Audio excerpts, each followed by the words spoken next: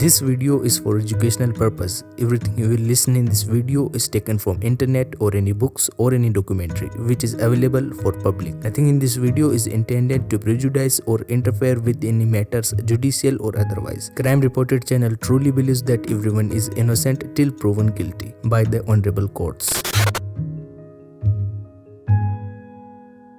नमस्कार आप सभी को क्राइम रिपोर्टेड के एपिसोड 51 में आपका बहुत बहुत स्वागत है। उम्मीद करता हूँ आप सभी सेफ होंगे, स्वस्थ होंगे। हम सब ने कई सारी ऐसी कहानियाँ सुनी हैं जिसमें क्रिमिनल ने 100 के अलग अलग टुकड़े करके या तो सूटकेस में पैक कर दिए या फिर हाल ही में एक कांड हुआ जिसमें फ्रिज में टुकड़े रख दिए। लेकिन आज की कहानी में बात इससे भी आगे बढ़ गई है। सोमनाथ नाम के शख्स ने अपनी पत्नी की हत्या करके उसके टुकड़े काटकर एक टिफिन के अंदर पैक कर दिए। एक्चुअली 22 टिफिन के अंदर पूरे 100 को पैक कर दिया। अब सोमनाथ ने आराम करने की उम्र में, सुकून से रहने की उम्र में ऐसा क्यों किया और कैसे किया, ये जानने वाले हैं आज आप इस कहानी के अंदर। Please don't tell me anything. This is misbehavior. I will fall down. I may die. Talk to my lawyer. मुर्दा सफर के एक दो नहीं बल्कि 300 टुकड़े कर डाले। शव के 300 टुकड़े कर दिए थे। उन्हें टिफिन बॉक्स में भरकर घर में ही रखा था। 2013 की यह घटना है। सोमनाथ परिदा नाम का एक शख्स जिसकी उम्र तकरीबन 70 साल, वो अपनी पत्नी उषा श्री के साथ ओडिशा के भुवनेश्वर के एक नया पाली इलाके में रहा करता था। सोमनाथ इंडियन आर्मी के अंदर लेफ्टिनेंट कर्नल की पोस्ट पर थे, रैंक पर थे और 1998 में सोमनाथ ने इंडियन आर्मी से रिटायरमेंट ले लिया। बतौर डॉक्टर ये इंडियन आर्मी में काम करते थे। तो रिटायरमेंट लेने के बाद में इन्होंने एक अपना लोकल खुद का क्लिनिक शुरू कर लिया। ये बाद में वहाँ पर पेशेंट्स देखा करते थे। सोमनाथ और उषा श्री दोनों अपने एक आलीशान से घर में नयापाली इलाके में रहा करते थे। हालांकि इनका घर बहुत ही आलीशान, बहुत ही खूबसूरत तो था, लेकिन वहाँ के आसपास के लोग उस घर के सामने से जाना पसंद नहीं करते थे। उस घर को इतना ज़्यादा पसंद नहीं करते थे। वो घर उन सभी को बहुत ज़्यादा अजीब लगता था। अब इसकी वजह थी सोमनाथ का व्यवहार। सोमनाथ का व्यवहार काफ़ी अजीब था। वहाँ के पड़ोसियों की माने, सोमनाथ के पड़ोसियों की माने तो उस इलाके में, उस मोहल्ले में सोमनाथ का व्यवहार सबसे ज़्यादा अजीब था। जब भी कोई सोमनाथ के घर के सामने गाड़ी पार्क कर देता, थोड़ी देर के लिए गाड़ी पार्क कर देते हैं इधर उधर कोई आया तो जैसे ही कोई सोमनाथ के घर के सामने गाड़ी पार्क करता तो सोमनाथ उसके ऊपर जोर जोर से चिल्लाने लगता। उसके बाद में घर के पास में एक मंदिर था। मंदिर के अंदर जब भी कोई घंटी बजाता था सोमनाथ को बहुत ज्यादा गुस्सा आता था कि घंटी क्यों बजा रहे, आवाज क्यों कर रहे हैं। उसके बाद में सोमनाथ का शेड्यूल भी काफी अलग था। सोमनाथ शाम के 6 बजे ही सो जाया करता था।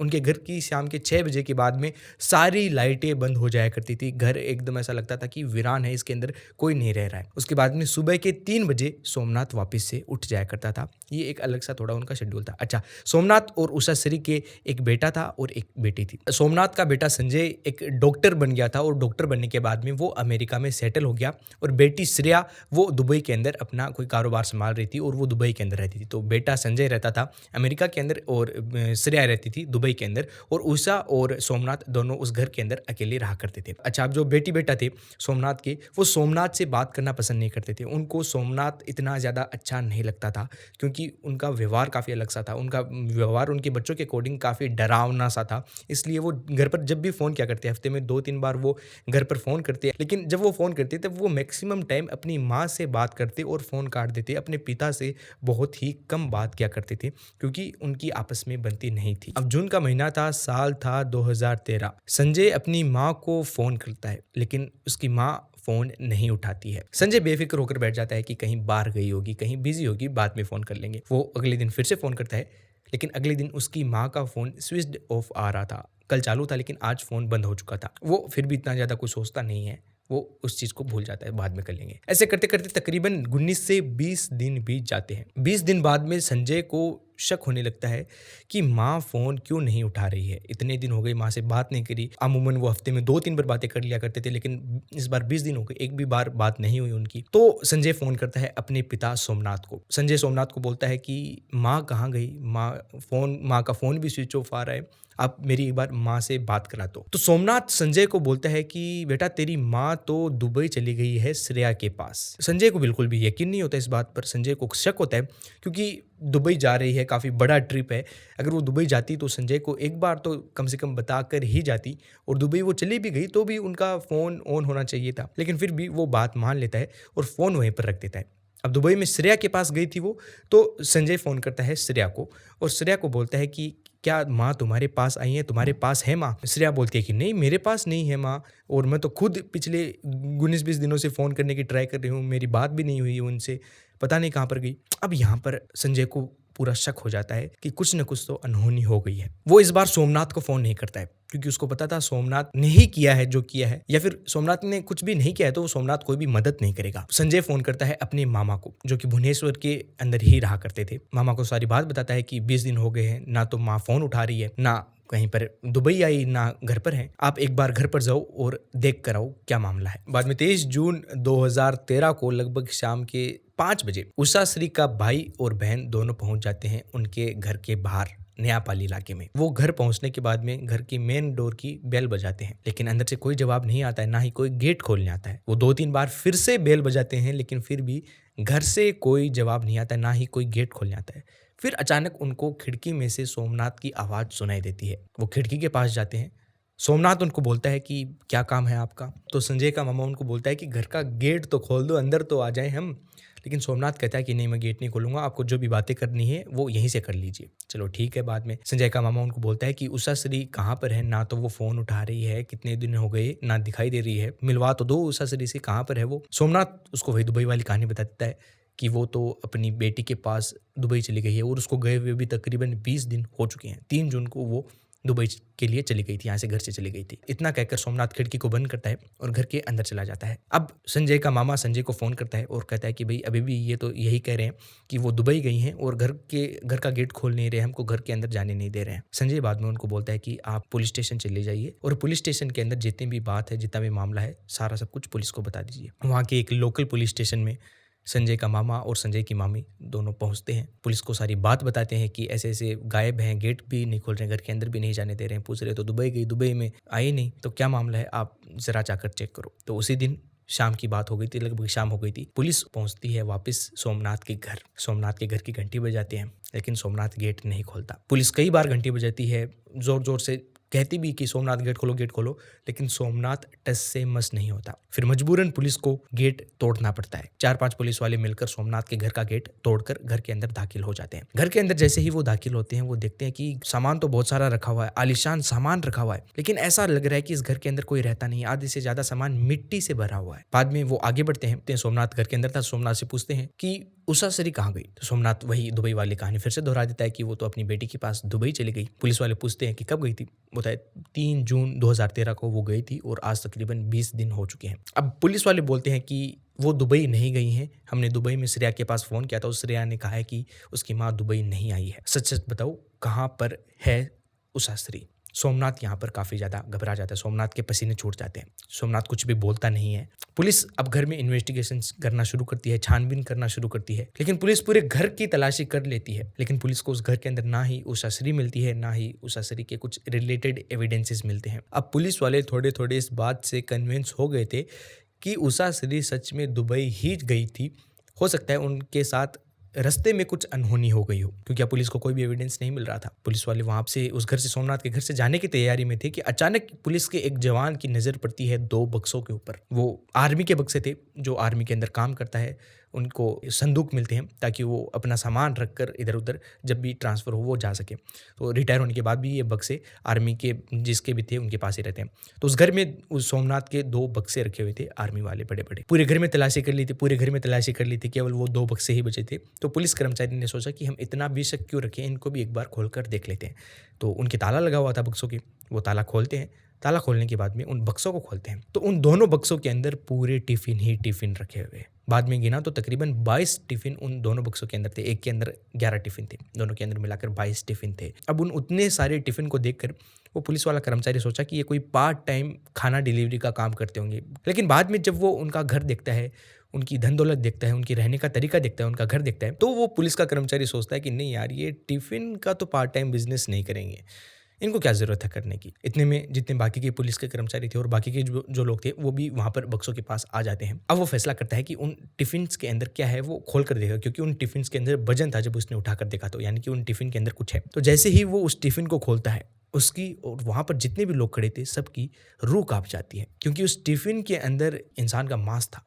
इंसानी मीट था। एक पूरे इंसान के शव को उन 22 टिफिन्स के अंदर काट काट कर पैक कर दिया। बाद में पता चला कि तकरीबन 300 टुकड़े किए गए थे और उन सभी टुकड़ों को टिफिन के अंदर पैक कर दिया गया था। लेकिन अब पुलिस देखती है कि सभी कुछ है, इंसान का पूरा शरीर 22 टिफिन के अंदर है, लेकिन इंसान का सर नहीं है। तो बाद में पुलिस एक बार फिर से एकदम अच्छे से घर की तलाशी एक बार और लेती है और पुलिस को एक कार्डबोर्ड बॉक्स मिलता है कहीं पर घर में छुपा हुआ। उसको जब वो खोलते हैं तब उसके अंदर सर था और वो सर और किसी का नहीं बल्कि उषा श्री का था। उस सर की हालत बहुत ख़राब थी। वो आधा अधूरा डिकम्पोज हो चुका था, पूरा डिकम्पोज नहीं हुआ था, आधा अधूरा डिकम्पोज हो चुका था। सर के बाल उखड़ गए थे, स्किन पूरी गल गई थी, मतलब बता नहीं सकता मैं आपको। अब ये बात जैसे ही बाहर निकली कि 300 छोटे छोटे टुकड़े कर दिए, 22 टिफिन के अंदर पैक कर दिया इंसान के पूरे शव को, तो पूरे भुवनेश्वर के अंदर आग की तरह ये बात फैल गई। फौरन सोमनाथ को कस्टडी के अंदर लिया गया, पुलिस स्टेशन ले जाया गया और सोमनाथ से पूछा गया कि तुमने ये सब कुछ क्यों किया। तो सोमनाथ ने एक बार पूछते ही सब कुछ बताना शुरू कर दिया कि कैसे कैसे क्या क्या हुआ। तो सोमनाथ बताता है कि 3 जुलाई 2013 को उसकी और उषा श्री की दोनों की लड़ाई हो गई थी किसी बात पर। लड़ाई कुछ ज्यादा ही हो गई थी, ज्यादा ही आगे तक बढ़ गई थी लड़ाई। तो उषा श्री ने जोर जोर से अपना सर दीवार के भिड़ाना शुरू कर दिया। साथ में वो बोल रही थी कि मैं खत्म हो रही हूँ, मैं मर रही हूँ और जब मैं खत्म हो जाऊँ तब तुम मेरी समाधि शिरडी के अंदर, साईं बाबा की शिरडी के अंदर बनाना। ऐसा बोलते बोलते उषा श्री खत्म हो जाती है। अब पुलिस ने सोमनाथ को कहा कि अगर ऐसा कुछ हुआ तो तुमने पुलिस को क्यों नहीं बताया कि मेरी पत्नी ऐसे ऐसे खत्म हो गई। तो सोमनाथ ने कहा कि अगर मैं पुलिस को बता देता तो ये बात बाहर आ जाती और इसके कारण मेरी इमेज खराब हो जाती, इसलिए मैंने पुलिस को या फिर और किसी को भी नहीं बताया, अपने आप ही सब कुछ हैंडल कर लिया। अच्छा, उषा श्री की मौत के बाद में उसने सबसे पहले जो वहाँ पर धोबी और मेड घर में काम करती थी उन दोनों को छुट्टी दी, उन दोनों को घर भेज दिया। उसके बाद में सोमनाथ ने एक कुल्हाड़ी और एक सर्जिकल थोड़ी बड़ी सर्जिकल ब्लेड से लाश के उसी रात को लगभग 100 टुकड़े कर लिए। 100 टुकड़े करने के बाद में वो सो जाता है।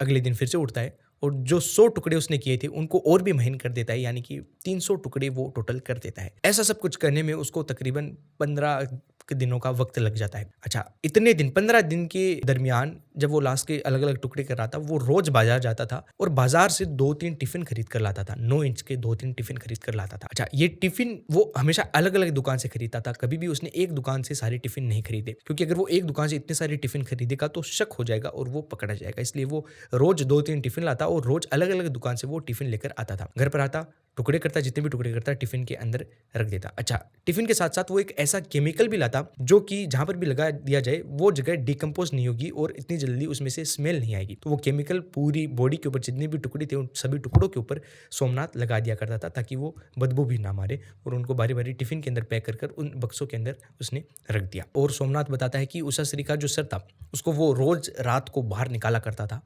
और उस कटे हुए सर से वो बातें क्या करता था। सोच कर देखो, मेरी तो रूह कांप जाती है ऐसा सुनकर, अकेले घर में रात को। सोमनाथ बताता है कि उसका प्लान था इन सभी टिफिन्स को लेकर शिरडी जाने का और शिरडी के अंदर उषा श्री की एक समाधि बनाने का।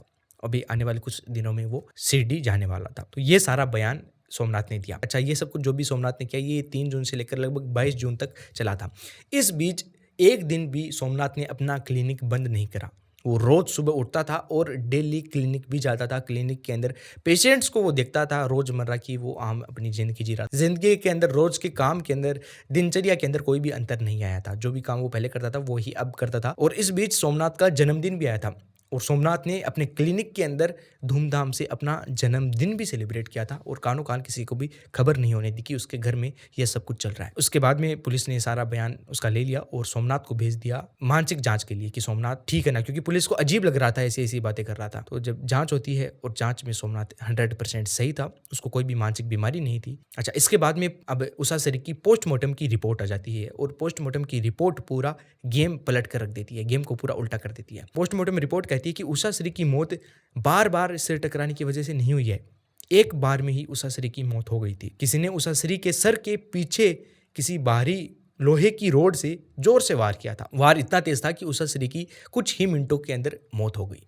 पीछे से वार किया है, पीछे सर टकराया भी नहीं जा सकता। उसके बाद में सोमनाथ के ऊपर पुलिस को पूरा शक हो गया था और पुलिस ने फिर सोमनाथ से एकदम सख्ती से पूछताछ की और फिर सोमनाथ ने थोड़ा सच उगलना शुरू किया। दरअसल सच ये था, एक अफेयर चल रहा था, सोमनाथ का एक एक्स्ट्रा मैरिटल अफेयर चल रहा था उषा श्री की एक महिला मित्र के साथ। और इस चीज के बारे में, इस रिश्ते के बारे में उषा श्री को भनक लग गई थी, उसको पता चल गया था। अब जब उषा श्री को पता चल गया, उसके बाद से उनके घर में रोज लड़ाइयां होने लग गई उषा श्री के और सोमनाथ के बीच में। सोमनाथ कहता है कि मैं इन सभी लड़ाइयों से एकदम पक गया था। उसके बाद में उसने फैसला किया कि वो अब इन लड़ाइयों को, ये सिलसिला सारा खत्म कर देगा। और उसके बाद में 3 जून को उनकी एक बार फिर से लड़ाई हुई और जब इस बार लड़ाई हुई तो सोमनाथ ने उषा श्री के सर के पीछे वार किया और उषा श्री खत्म हो गई। और बाद की कहानी जितनी भी थी वो सोमनाथ ने पहले ही बता दी थी। अच्छा, अब ये सोमनाथ इन सभी को लेकर शिरडी नहीं जाने वाला था, बल्कि इन टिफिन्स को लेकर वो अलग अलग जगह पर फेंकने की फिराक में था। पूरे शहर के अंदर अलग अलग जगह वो टिफिन्स को फेंकने की फिराक में था, जैसे कि आफ्ताब ने किया था श्रद्धा के केस में। उसके बाद में पुलिस ने सारे सबूत इकट्ठा किए, कोर्ट के सामने पेश किए। ओपन एंड शट केस था, इसमें कुछ ज़्यादा इन्वेस्टिगेशन नहीं थी। हालांकि केस अभी तक चल रहा है, इसका फाइनल जो कंक्लूजन है वो नहीं आया है, लेकिन फिलहाल सोमनाथ भुवनेश्वर की जेल के अंदर बंद है। यही थी कहानी सोमनाथ की, जिसने 70 साल की उम्र में अपनी पत्नी के 300 टुकड़े कर 22 टिफिन के अंदर पैक कर दिया। अपने विचार जरूर कमेंट्स में लिखना और ऐसी और भी कहानियां सुनने के लिए अपने चैनल को जरूर सब्सक्राइब कर लेना। मैं मिलता हूं आपसे कल एक और नई कहानी के साथ। तब तक के लिए स्टे सेफ, स्टे सिक्योर।